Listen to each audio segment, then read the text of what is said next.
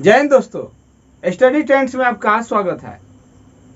तो आज के इस वीडियो में हम लोग गति के 3 समीकरण को सिद्ध करेंगे, जिनको सिद्ध करने के 2 विधि को हम लोग पढ़ेंगे, एक ग्राफीय विधि और दूसरा कलन विधि। तो चलिए देर न करते हुए शुरू करते हैं आज के इस वीडियो को।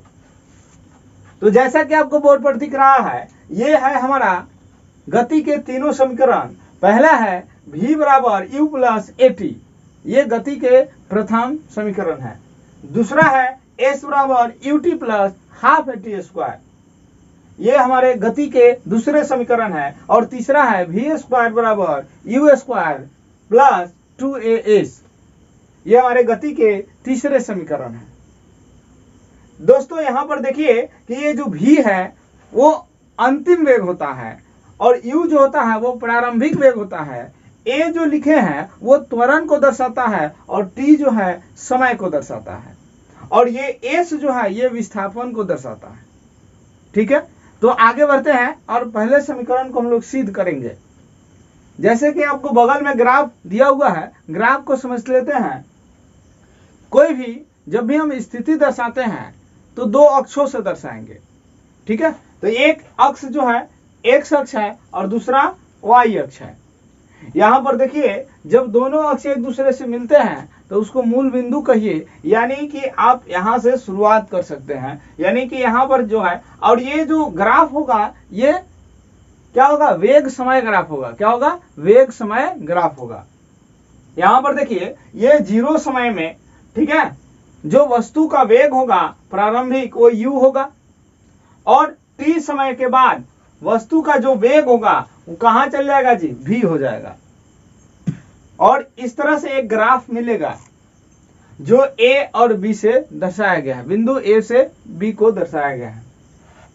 इसको हम लोग क्या किए, डॉट डॉट से इस तरह से घेर दिए और इसके समानांतर एक यहाँ पर c बिंदु ले लिए और ये यहाँ से डॉट डॉट कर दिए, और ये जो है d बिंदु तक, यानी बिंदु b के एकदम सामने ही जो एक अक्ष पर जो मिलान होगा वो क्या होगा, बिंदु d तक जाएगा। अब चलिए इसको हम लोग किस तरह सॉल्व करेंगे। यहाँ पर जब आप देख रहे हैं ग्राफ को तो इसमें आपको दिखाई दे रहा है कि ये एक तरह से ये जो भी होगा ये इस तरह से बन गया, ये यहाँ से यही हमारा ग्राफ का क्षेत्र हो गया, ये इस तरह से क्षेत्र हो गया। ठीक है टोटल। तो चलिए देखते हैं, जैसा कि हम लोग यहाँ पर लिखेंगे कि यहाँ पर लिखेंगे चूंकि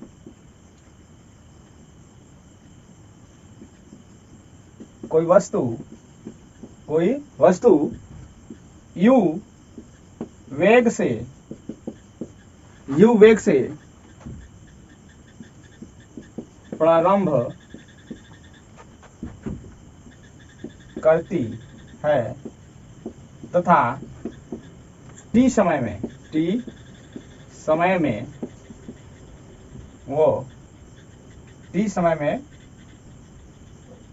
v वेग प्राप्त करने के लिए a से a एक समान त्वरित होती, एक समान रूप से त्वरित होती है।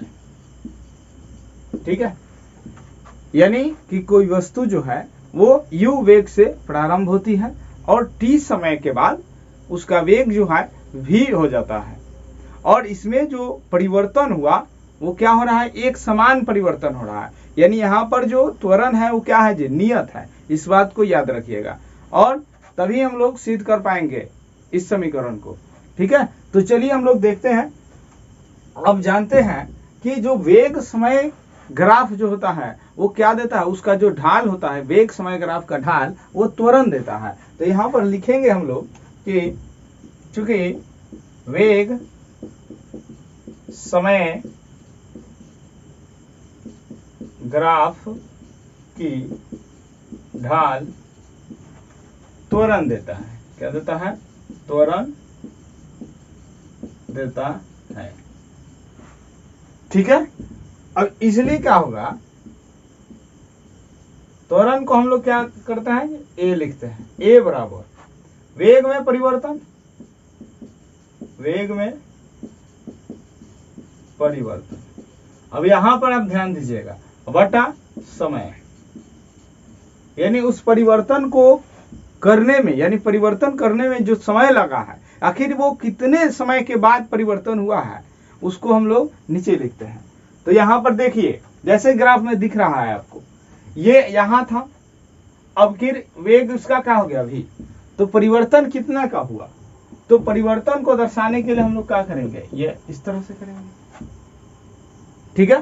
तो यहां पर हम लोग क्या लिखेंगे कि a बराबर v माइनस यू अपॉन में t, यानी कि यहां से यहां तक आने में, उसको b बिंदु तक जाने में कितना समय लग गया जी, तो t समय लग गया।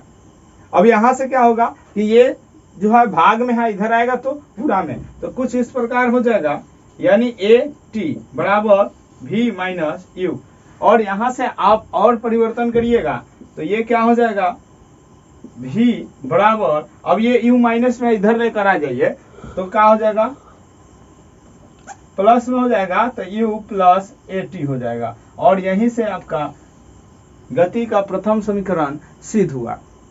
तो चलिए इसके बाद हम लोग अगले समीकरण की ओर चलते हैं।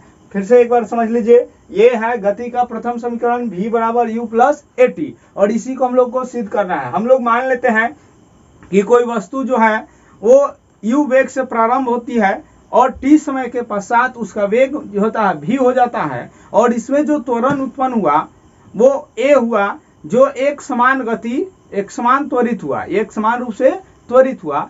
तो हम लोग इसके लिए लिखते हैं कि जो वेग समय ग्राफ होता है वो क्या देता है, त्वरण देता है, और त्वरण क्या होता है, वेग में परिवर्तन बटा परिवर्तन करने में लगा समय। और यहां से लिखे हैं a बराबर v माइनस यू बटा t, और ये देखिए बट्टा में है, इधर आएगा तो क्या होगा, गुना में हो जाएगा, और यहां से निकल कर आया v माइनस यू, at बराबर v माइनस यू, और ये u जो है माइनस में है, और इसको इधर लाएंगे तो ये हो जाएगा v बराबर u प्लस at। यही है गति का प्रथम समीकरण। तो देखिए, तो पहला जो गति का समीकरण था वो बहुत ही आसानी से सिद्ध हो गया। अब चलिए दूसरे समीकरण को हम लोग सिद्ध करते हैं। तो चलिए देखिए, यहाँ पर लिखे हैं कि गति का दूसरा समीकरण। तो देखिए, गति का जो दूसरा समीकरण सिद्ध करना है, तो इसके लिए यहाँ पर ध्यान दीजिए, ये जिस तरह से ये ग्राफ हुआ, तो ग्राफ का जो क्षेत्रफल होगा कुछ इस प्रकार से होगा, कुछ इस प्रकार से। ये मान लीजिए कि ग्राफ का क्या है जी, ये क्षेत्रफल हुआ, इतना दूर ये क्षेत्रफल हुआ। क्षेत्रफल आपको बता दिए कि ये तरह से समलंब चतुर्भुज है, जिसमें आप देखिएगा ध्यान से, तो ये जो है क्या है, यहाँ से यहाँ तक आयत बन जा रहा है। ये ODCU, ये ACDO, ये क्या है जी, आयत बन रहा है, और यहाँ से ACB या ABC कहिए, ये क्या है, त्रिभुज है, यानी दोनों को मिला दिया जाएगा तो एक समलंब हो जाएगा। तो यहाँ पर हम लोग जब निकालेंगे तो ये क्या होगा, और एक बात ध्यान रखिएगा, यहाँ से क्या मिलता है जी, यहाँ से विस्थापन मिलता है। क्या मिलेगा, विस्थापन मिलेगा। अब देखिए, जो क्षेत्रफल देता है, यानी वेग समय ग्राफ का जो क्षेत्रफल होगा वो क्या बताएगा जी, विस्थापन को बताता है। किसको बताता है जी, तो विस्थापन को बताता है। तो यहाँ पर हम लोग ये लिखेंगे कि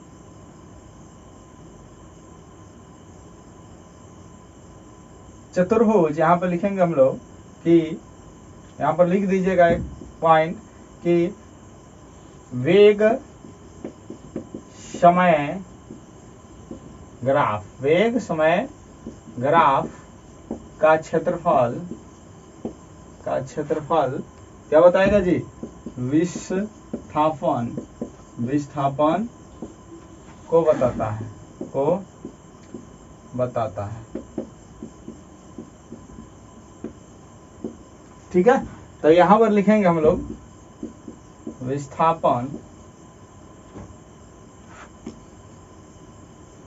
विस्थापन बराबर क्या लिखेंगे जी,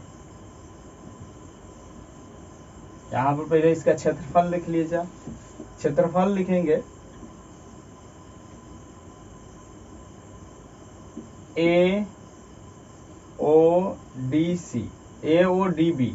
AODB का क्षेत्रफल।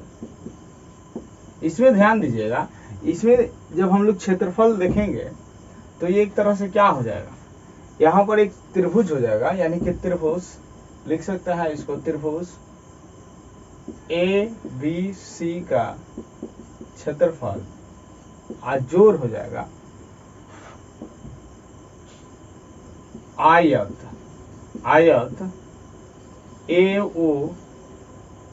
AODC का क्षेत्रफल। देखिए यहाँ पर जो त्रिभुज का क्षेत्रफल होता है उसका फॉर्मूला होता है 1/2 आधार गुने शीर्ष लंब। यहाँ पर देखिए 1/2 आधार क्या है जी, यहाँ पर देखिएगा तो आधार AC है, क्या है तो AC है, गुने लंब यानी चाहे ऊंचाई कहिए तो ये क्या है BC है, प्लस आयत का जो क्षेत्रफल होता है लंबाई गुने चौड़ाई होता है, आयत का क्षेत्रफल लंबाई गुने चौड़ाई। तो यहाँ देखिए ये लंबाई क्या है तो OD है और चौड़ाई क्या है तो CD है, चाहे आप क्या कहिए AO कहिए या CD कह सकते हैं आप, तो यहाँ पर लिख सकते हैं AO। ठीक है, अब यहाँ देखिए, अब आगे बढ़िएगा तो ये इस बात को समझिए कि ये जो है यहाँ पर हम लोग लिख देंगे S, यहाँ पर S लिख देंगे, यानी ये विस्थापन को बता रहा है तो S लिखेंगे, S यानी विस्थापन यहाँ पर लिख सकते हो, विस्थापन। ठीक है, तो S बराबर, अब देखिए 1/2। अब AC देखिए AC तो ये एक तरह से क्या हुआ, यहां से लेकर यहां तक क्या हुआ T हुआ, यानी समय कितना लगा है T, तो यहाँ पर क्या लिख देंगे T गुने BC, यानी B से लेकर C। अब देखो यहां से लेकर और यहां तक कहिए तो क्या है V है, यानी यहां से लेकर यहां तक क्या है V है, लेकिन हमें निकालना है ये, और यहां से यहां तक U है, तो ये टोटल मान लीजिए कि V है और यहां से यहां तक U है, तो हमको ये निकालना है, तो पूरा में से इसको घटा देंगे तो निकल जाएगा, तो यही हो जाएगा क्या V माइनस U। तो यहाँ पर क्या लिखेंगे V माइनस U। ठीक है, प्लस अब यहाँ देखिए OD, तो OD क्या है तो OD ये भी T है, तो यहाँ भी T लिख दिए, गुने AO, तो AO क्या है तो U है, तो यहाँ पर U लिख दिए। ठीक है, अब देखिए यहाँ पर, अब जब हम इसको सजाएंगे, और एक बात ध्यान रखिएगा T है और V माइनस U, तो गति के प्रथम समीकरण से V माइनस U जो होता है वह AT के बराबर होगा। अब कैसे होगा तो एक बार देख लीजिए, यहाँ पर क्या था A बराबर V माइनस U बटा T था। अब देखिए यहाँ से ये भाग में है, इधर आएगा तो गुना में, तो कुछ इस प्रकार से हो जाएगा कि नहीं हो जाएगा। अब यही यहां पर जब रख देंगे तो ये इसके जगह पर आ जाएगा क्या AT, और प्लस में है, अब इसको गुना करिएगा तो U और T स्क्वायर हो जाएगा, और यहां से और बढ़िया सजा दीजिएगा तो ये क्या हो जाएगा, ये हो जाएगा आपका S बराबर, इसको पहले लिख दीजिए, सर यहाँ पर T नहीं होगा, यहाँ पर केवल U होगा, और इस तरह से ये केवल UT हो जाएगा, और यहाँ पर जब सजा देंगे तो UT प्लस हाफ और A और T डबल हो गया यानी स्क्वायर, और इस तरह से ये गति का द्वितीय समीकरण भी सिद्ध हो जाएगा। अब देखिए यहाँ पर द्वितीय समीकरण भी सिद्ध हो गया, S बराबर UT plus half AT square. तो चलिए हम एक बार फिर से देखते हैं इसको क्या किया है। तो गति का द्वितीय समीकरण जो होता है, वेग समय ग्राफ का जो क्षेत्रफल होता है वो क्या देता है, विस्थापन देता है। क्या देता है, विस्थापन देता है। और यहाँ से हम विस्थापन बराबर लिख दिए हैं कि चतुर्भुज, यानी जो भी चतुर्भुज है AODB का क्षेत्रफल। यहाँ से S बराबर क्या आ गया, अब इसको हम लोग दो भाग में बांट दिए हैं, यहाँ से एक त्रिभुज बन गया है और एक आयत बन गया है।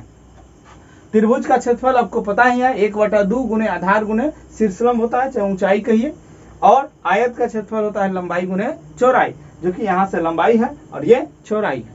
यहाँ पर हम लोग इसको लिख दिए 1/2 AC गुने BC, यानी वो लंब, और यहाँ जो चौड़ाई OD और OD जो है लंबाई है और AO जो है क्या है, चौड़ाई है।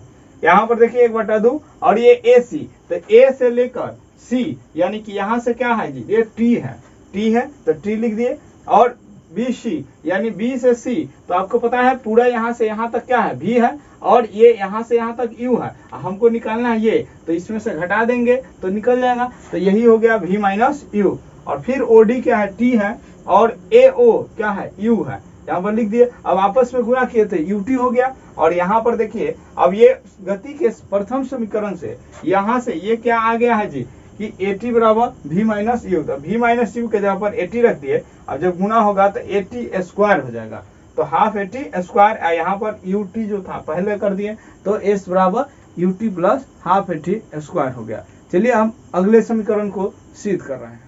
तो देखिए अब हम लोग गति के तीसरे जो समीकरण है इसको सिद्ध करेंगे। तो इसमें देखिए कुछ ज्यादा अंतर नहीं होता है, जिस तरह से हम लोग दूसरे समीकरण को सिद्ध किए हैं ठीक उसी तरह से करेंगे, लेकिन उसमें थोड़ा सा अंतर ये होगा इसमें कि उसमें क्या कर रहे थे कि जो भी ये जो चतुर्भुज जो था समलंब चतुर्भुज, इसके क्षेत्रफलों को दो भाग में बांट कर ज्ञात करते थे, लेकिन इसमें पूरे को एक साथ समलंब चतुर्भुज के क्षेत्रफल के फॉर्मूला से। इसमें क्या कर रहे थे कि त्रिभुज बना दे रहे थे, आयत बना दे रहे थे, लेकिन इस बार हम लोग एक साथ इसको निकालेंगे। तो चलिए देखते हैं समलंब चतुर्भुज का क्षेत्रफल होता क्या है। तो देखिए समलंब चतुर्भुज का क्षेत्रफल जो होता है वो होता है 1/2, और यहाँ पर देखिए समानांतर भुजाओं का योग। तो समांतर भुजा क्या है, यहाँ से ध्यान दीजिए, समांतर भुजा क्या है, एक यहाँ से ये है और यहाँ से BD है, तो यहाँ लिखेंगे OA, चाहे AO लिखिए, AO और जोड़ क्या होगा BD, ठीक है, ये हुआ समांतर भुजाओं का योग। और गुणे जो होता है कि इन दोनों समांतर भुजाओं के बीच की दूरी कितना है, तो दूरी देखिए, तो यहाँ से यहाँ यानी OD, तो यहाँ पर लिख देंगे OD। इतना बात समझ में आया। चलिए आगे बढ़ते हैं। तो 1/2, अब देखिए AO जो है वो क्या है जी, तो वही तो प्रारंभिक वेग है, तो यहाँ U लिख देंगे, और जोड़ यहाँ जो है BD क्या है, तो यहाँ से यहाँ तक तो क्या है, V है, तो यहाँ पर ये लिख देंगे, ठीक है। अब देखिए गुणे, और OD क्या है, तो T समय है, तो T लिख देंगे। यहाँ पर एक बात ध्यान रखिएगा, इसको हम लोग क्या लिखेंगे इस तरह से, और U प्लस V, और यहाँ पर क्या करेंगे T के जगह पर हम लोग जो समीकरण 1 में निकाले हैं V बराबर U प्लस AT, और इसकी मदद से T को अगर यहाँ रखते हैं तो T के जगह पर क्या हो जाएगा जी, तो यहाँ से ये इधर आएगा तो V माइनस यू हो जाएगा, अब बाटा में A हो जाएगा, इस तरह से निकलेगा, ठीक है। तो इसके जगह पर हम लोग यहाँ रख देंगे, तो T के जगह पर रख दीजिए, तो V माइनस यू अब बाटा A हो जाएगा, कुछ इस प्रकार से होगा। अब इसको जब आपस में गुणा करिएगा तो देखिए A प्लस B और A माइनस क्या हो जाएगा, B हो जाएगा, तो यहाँ पर क्या हो जाएगा कि 1/2 A हो जाएगा, और ऊपर क्या हो जाएगा कि V स्क्वायर, ऊपर क्या हो जाएगा कि V स्क्वायर और माइनस U स्क्वायर, सॉरी यहाँ पर क्या हो जाएगा V square minus U square हो जाएगा, ठीक है। अब देखिए ध्यान से, ये विस्थापन है तो S लिखते आ जाइए S। अब यहाँ से क्या होगा, यहाँ से ये जो भाग में है इधर आएगा तो गुना में हो जाएगा, तो होगा क्या, तो 2AS हो जाएगा, और इधर हो जाएगा V square minus U square हो जाएगा। और यहाँ से अब इसको सजा लीजिएगा तो यहाँ से आएगा आपका कि V स्क्वायर बराबर, अब देखो U स्क्वायर माइनस में इधर आएगा तो प्लस में हो जाएगा, तो क्या हो जाएगा U स्क्वायर प्लस 2AS, और इस तरह से गति का तीसरा समीकरण भी सिद्ध हो चुका है, आपके बोर्ड पर सामने दिख रहा है। तो इस तरह से हम लोग गति के तीनों समीकरण को सिद्ध कर लिए। ये जो विधि से हम लोग सिद्ध किए हैं ये कहलाता है ग्राफीय विधि। फिर इसके बाद हम लोग आगे के वीडियो में हम लोग देखेंगे कि कलन विधि से किस तरह से इन्हीं तीनों समीकरण को सिद्ध किया जाता है। तब तक बने रहिए हमारे इस चैनल पर यानी स्टडी ट्रेंड्स पर। अगर आप सब्सक्राइब नहीं किए हैं तो प्लीज़ सब्सक्राइब कर दें और अपने दोस्तों के साथ शेयर भी करें। तब तक के लिए धन्यवाद।